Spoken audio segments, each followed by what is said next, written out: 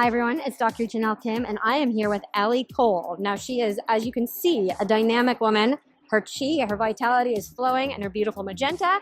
But aside from that, she is so inspiring and has so much to share for beauty brands, whether you're starting, mid-range, multinational. And one of the reasons, and she's going to tell us all the things, is that she just completed her time at Amazon in the luxury beauty department or division. So you have so much to share, and there's so much more. Ali, I'm still letting you take up because you started telling me at Sephora. Just please, Ali, tell us all about you. Well, first of all, it's so nice to meet you. It's so nice to be with all of you and talking about one of my favorite subjects, beauty, luxury beauty, mass beauty. Who even knows the difference these days, there's right? prestige, there's so many works, but we know why we're here. So. Exactly. We all want to look well and feel well forever. Yes, absolutely. So as you said, I have most recently, just a couple months ago, I left my role. I was running the premium beauty program at Amazon. Yeah, just a small thing.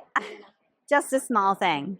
And prior to that, I started my career in beauty at Sephora. I worked for the CEO of Sephora North America for almost a decade. And along the way, really helped grow Sephora into the leader we know it to be today, took the brand into multiple countries, started our own in-house incubator, Kendo, which was really one of the first incubators in the industry. Right. And into that entity, I bought some beauty brands for LVMH, who is the parent company of Sephora. And then I moved over and became CEO of a prestige skincare brand, Ulla Henriksen, that I acquired. Oh, that's so funny. That episode, someone on that team, Vildan, is airing this week. From season 2. Oh my gosh, that's amazing. Anyway, so you know, it's a small, very well-connected world here in beauty. Yes, okay. Me too. I'll stop cutting you off. No. Fast pace. And after that, I was CEO of that brand for about 4 years, lifted it from number 10 to number 4 skincare brand at Sephora. And really fell in love with skincare as a ritual through that process. Absolutely. And then I kind of went off on a bit of a spiritual journey and fun, and I left full-time work for a number of years. Okay. But I got kind of discovered by private equity. Private equity, as everyone knows now, it seems like completely the known thing, but it was a nascent, they were nascent players in our space back then. Yes, absolutely. So helped on due diligence with a number of deals that were going on. Did some help with strategics like Estee Lauder, LVMH, who were looking to potentially buy beauty brands or turn beauty brands around. Right. And then did a lot of fun travel, and then COVID hit us. Of course. A lot of the fun was kiboshed, and so I got a recruiting call for Amazon, and decided to say yes. They were very lucky. Oh, you're sweet. So the last 3 years I've been building the premium beauty business in Amazon, the Amazon store. So most of us in this industry, we think of Amazon as the store, but of course Amazon is much larger than just the retail store. Absolutely. But yeah, I had the good fortune to be a translator between an often understood retail channel of Amazon and brands, particularly prestige, had skepticism about the channel. Absolutely. I remember, we started before Amazon, or I think I'm really aging myself now, in the manufacturing, like when it was just beginning. Yeah. And that was, things have changed so much. So this is quite a huge question that I know you're going to end. I'm going to get you nervous beforehand. No, I can't even make her nervous. It's a thing I already see. But Ali, if people wanted to join, I'm going to ask you this about the Sephora, let's stick with Amazon, the Loved Out Beauty. What are some of the tips? Because there are so many people who do want to break into both of these markets. Yeah. And they go in part of the experts is that we love to try to guide people to the best of our ability and not to detour or fall off a cliff. Yeah. Because it happens too often and it's devastating to see that. So if you wouldn't mind telling us. Yeah, absolutely. Yeah. So I'll start with Amazon because that is my most recent experience. Absolutely. So because they are actually a bit different. What makes you successful on one? Absolutely. Some of the things are the universal, but specific to Amazon, I would first and it's not the sexiest thing in the world. Mm-hmm. But I'm aware. You have got to have your supply chain in order. Yes. Because the way that Amazon works with their algorithms, your ability to be in stock and bring your full selection and all of that and delivery speeds and all of that's incredibly important to you showing up with relevancy in their algorithm. Yes. So having a very strong, organized, disciplined supply chain is important. So important. In fact, this is not something I've touched on too much that I can remember, and I would remember this, but even as manufacturers, one of the things that we do the most to help our clients who are in the places that we speak of, Sephora's, Credo's, the prestige of Amazon, is the supply chain. It's something that people get so excited that they're growing. And of course, let's be so excited about that. But you have to be prepared and you have to know the people that you're working with to make sure that they can support you in that. Because as Ali just said, it will hurt you anywhere, but particularly on Amazon. It's true. It will actually hurt. The industry's become so competitive, and there's so many great high quality choices out there. Yes. If you are out of stock anywhere, the customer just has too many choices. They're often not going to wait. They'll just pick up something else. So that's a great point. Right. But specifically at Amazon, they will actually penalize you for being out of stock or not being able to fulfill orders in a timely way. So it's very, very important to be able to do that. It's a lot of nuts and bolts. A second thing for Amazon in particular is to really participate in what they call tentpole events. So Prime Day, early Prime Day, they do a number of these events throughout the year.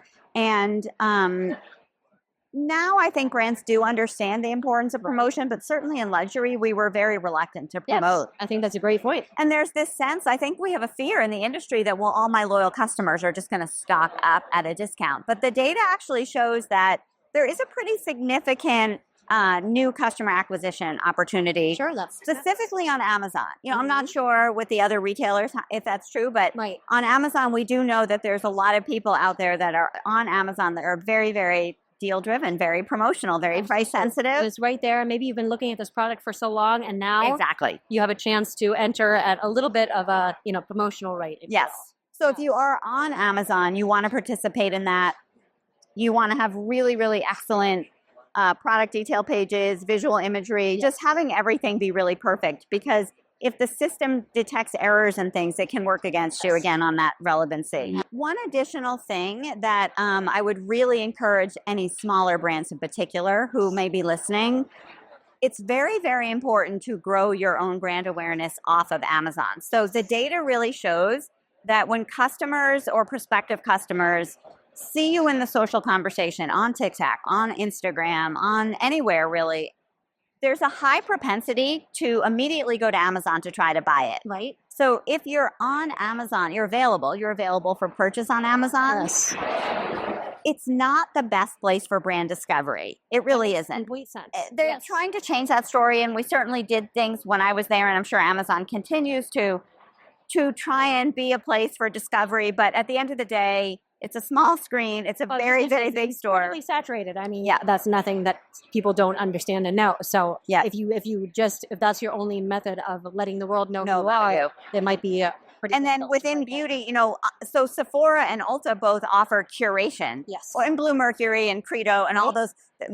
Curation is a very important element. Amazon is the opposite. Let's bring you everything. Let's have the biggest selection. Yes. And so consequently, even within beauty, you're competing with so many other options. Yes. And then if you think about it on Amazon.com or different sections of it, you're also competing against grocery, coffee, baby, you would possibly pets. imagine. So anything you can do to have the customer hear about you, and then they will come to Amazon to fulfill. We see that behavior often. Absolutely.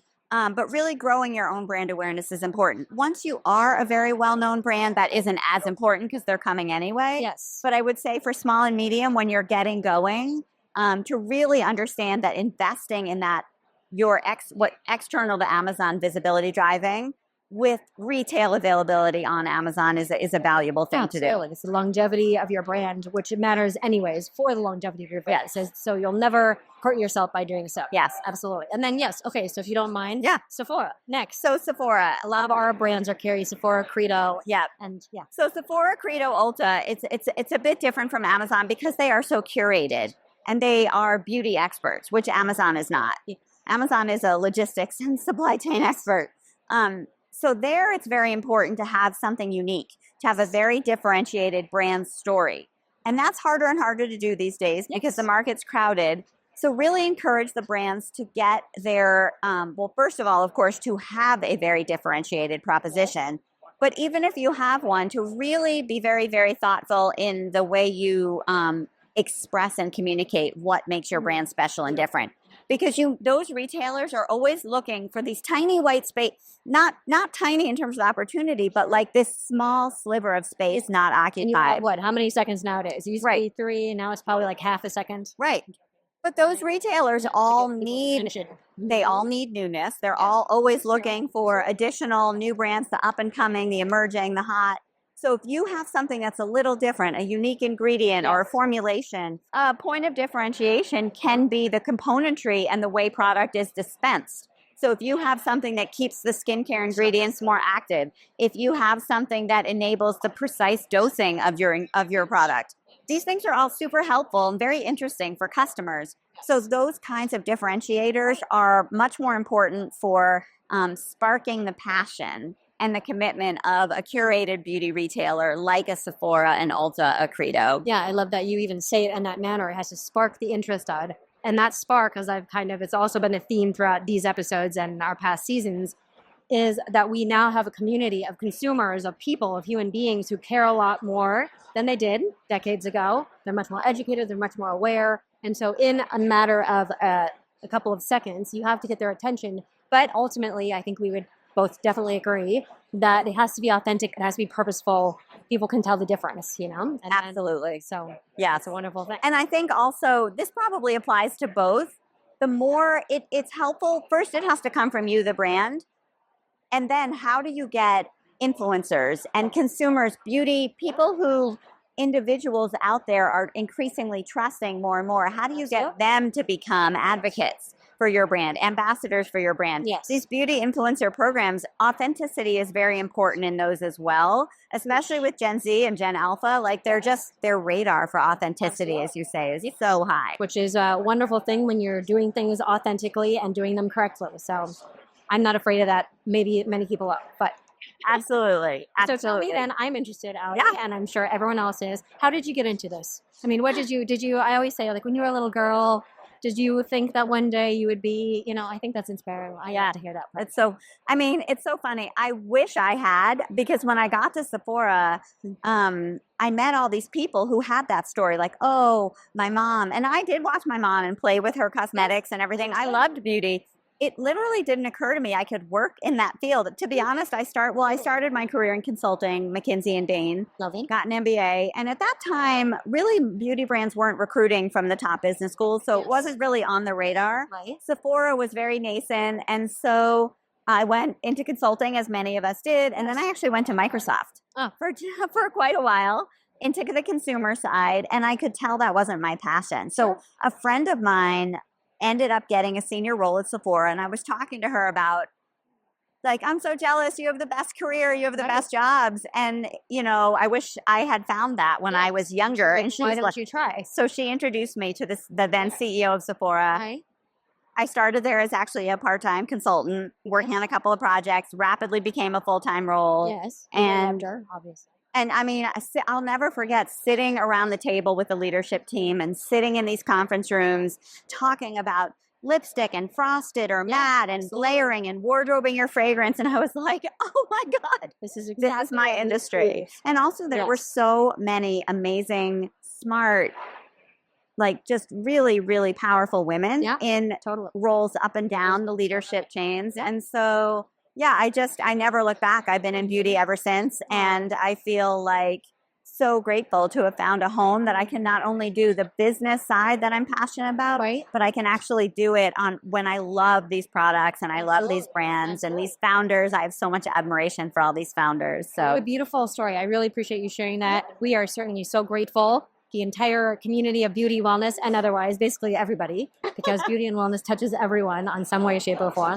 But so grateful for all the work that you do, and we can do some more. Thank you. So tell us where we can find you. We'll do all the fillers. But yes. So, I just left Amazon, so you can find me on LinkedIn just under Ali Kole is my name with a K, Kole with a K. That's probably the easiest way, and I can give you my email address. I don't have like a website or anything. Yes. I am just doing some independent advisory work. So if you're looking for advice, for putting boards together, supporting, whether it's getting into retailers or I've worked with most of them, figuring out either I'm on Amazon and I need to just understand, is premium beauty for me? Is it not? How to navigate that?